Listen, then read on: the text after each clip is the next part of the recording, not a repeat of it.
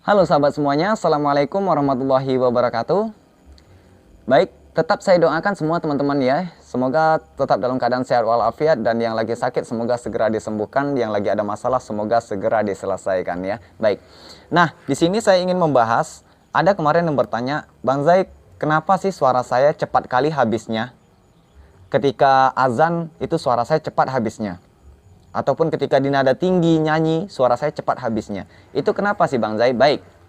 Jadi gini, saya di sini ingin membahas itu bahwasanya suara kita bisa cepat habis ataupun suara kita itu bisa serak tiba-tiba, secara tiba-tiba, padahal kita udah yakin nih sebelum tampil ya kan, sebelum tampil kita udah yakin bahwasanya suara kita mau naik, tetapi ketika tampil kita gagal. Nah, itu banyak, sering terjadi, bahkan saya sendiri dulu pernah seperti itu ya. Nah, sekarang teman-teman semuanya bisa memahami saya berbagi pengalaman. Beberapa faktor ya. Yang pertama, kenapa suara kita bisa cepat habis? Yaitu karena pernafasan yang bocor. Nah, ada yang tahu pernafasan bocor itu seperti apa? Apa sangkut pautnya nafas dengan suara? Nafas bocor menyebabkan nafas pendek. Nafas bocor juga menyebabkan suara jadi cepat habis. Iya kan? Nah, karena gini, kalau nafas kita bocor, itu otomatis kita nggak bisa menahan. Ya, nggak bisa menahan nafas dengan sempurna. Nah, jadi oleh karena itu ketika kita menarik nafas, tarik sedalam mungkin. Latihannya seperti itu, ditarik sedalam mungkin. Ditahan dalam hitungan menit. Misalnya nih, pertama lah, jangan sampai menit terlebih dahulu. Pertama kita hitungan detik, 30 detik. Oke, tahan kita 30 detik. Kemudian nanti jarak berapa menit lagi kita latih lagi. Ditahan sampai misalnya 50 detik. Wow, kan sangat menarik ya. Nah, ketika itu semua bisa ditingkatkan, berarti teman-teman semuanya nafasnya ataupun suaranya tidak bocor. Nah, contohnya nafas bocor itu seperti apa? Contohnya begini, ketika kita tarik, kita tahan begini, terasa di sini terasa penuh. Nah, tiba-tiba nanti serasa mendesah ataupun di tenggorokan sini serasa ada nafas yang sedikit keluar ataupun nggak sengaja kita keluarkan, itu berarti tandanya nafasnya mudah bocor. Ya kan? Kadang kita tahan seperti itu, tetapi ada sedikit-sedikit dia keluar, cep gitu, berarti itu adalah tandanya suara dan nafas kita bocor. Nah, jadi teman-teman semuanya, cara melatihnya seperti apa Bang Zai supaya nafas kita ataupun suara kita nggak bocor? Cara melatihnya yaitu yang pertama, kita melatih di dalam air. Ya, bisa dilatih seperti menyelam di dalam air. Nah, ketika menyelam di dalam air, kita akan mengetahui nafas kita itu bocor apa enggak. Nah, mudah ya kan? Kalau di dalam air, ibaratnya itu seperti ban lah, seperti ban sepeda motor ataupun ban mobil yang bocor. Kita celupkan ke dalam air, maka walaupun sedikit udara yang keluar, maka dia akan menimbulkan gelembung. Begitu juga dengan kita menyelam di dalam air.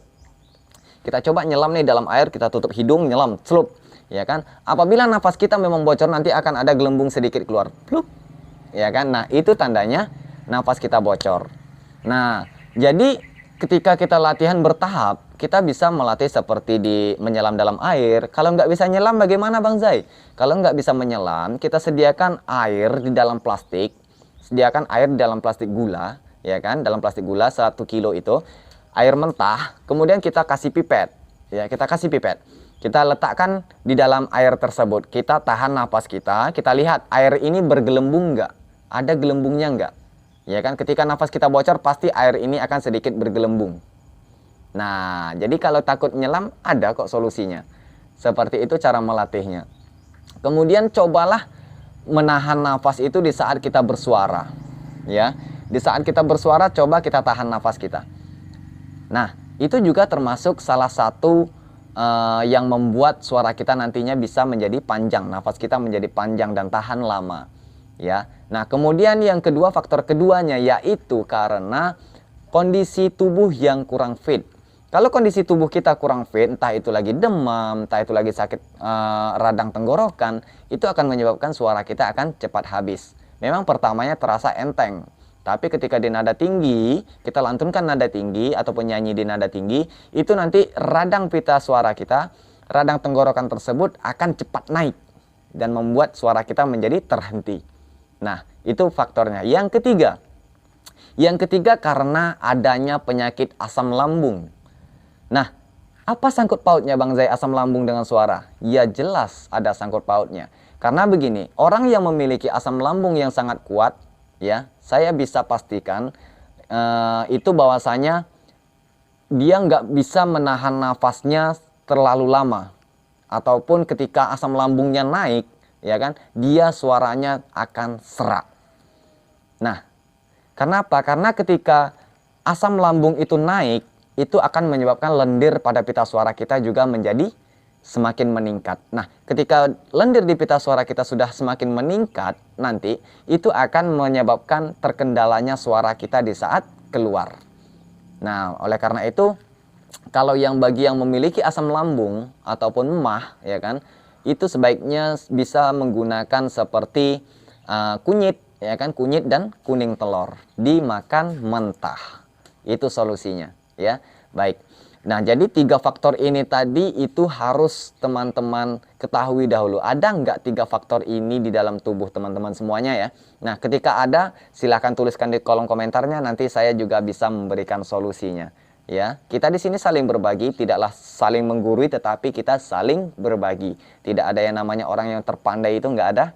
Ya, kalau menurut saya itu nggak ada orang yang terpandai, nggak ada. Sama sekali nggak ada. Kita sama-sama masih belajar. Walaupun di sini kita memberi solusi kepada orang lain, itu tandanya kita berbagi pengalaman. Jadi nggak usah, teman-teman itu nggak usah ragu semuanya, nggak usah malu. Silahkan dituliskan di kolom komentarnya. Mana tahu nanti ada teman-teman lain yang ingin memberikan saran, dipersilahkan ya, semakin bagus. Baik, terima kasih. Semoga video ini bermanfaat. Jangan lupa like, komen, dan subscribe-nya ya. Nah, terima kasih atas perhatiannya dan salam hormat dari saya. Salam dari Bang Zai. Assalamualaikum warahmatullahi wabarakatuh.